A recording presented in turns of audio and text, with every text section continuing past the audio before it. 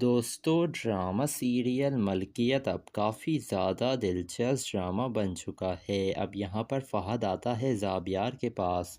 اور اسے کہتا ہے کہ میں اور زمن ایک دوسرے سے محبت کرتے ہیں۔ یہ سن کر زابیار کہتا ہے کہ تم میرے ہی گھر میں کھڑے ہو کر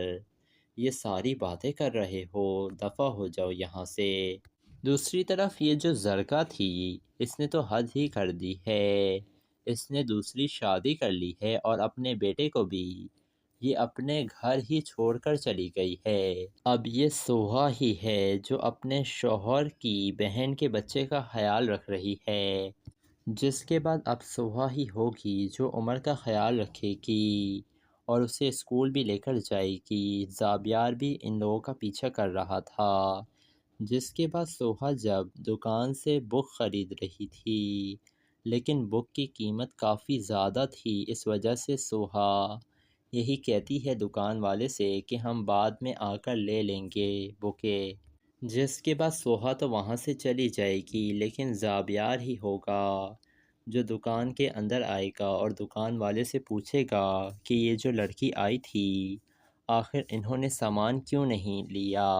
جس کے بعد دکان والا بتاتا ہے کہ صاحب بہت مہنگائی ہو گئی ہے، اب لوگوں کی اتنی حیثیت نہیں رہی ہے کہ وہ اتنی مہنگی چیزیں خریدیں، جس کے بعد اب زابیار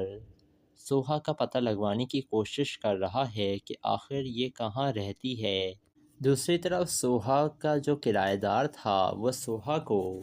گھر سے نکال دے گا، لیکن زابیار یہی کہے گا اپنے ڈرائیور سے کہ سوہا اور اس کے گھر والوں کو میرے گھر لے کر آؤ، جس کے بعد سوہا اور وہ عمر اور اس کی ماں ان کے گھر آنے ہی والی ہیں زابیار کے، اور جب سوہا گھر پر پہنچے گی تو یہ جو زابیار تھا اس نے فہد کے اوپر گن تانی ہوئی تھی، لیکن جیسے ہی وہ سوہا کو دیکھتا ہے تو یہ جو زابیار تھا وہ پرسکون ہو جاتا ہے اور فہد کو یہاں سے جانے کے لیے کہتا ہے۔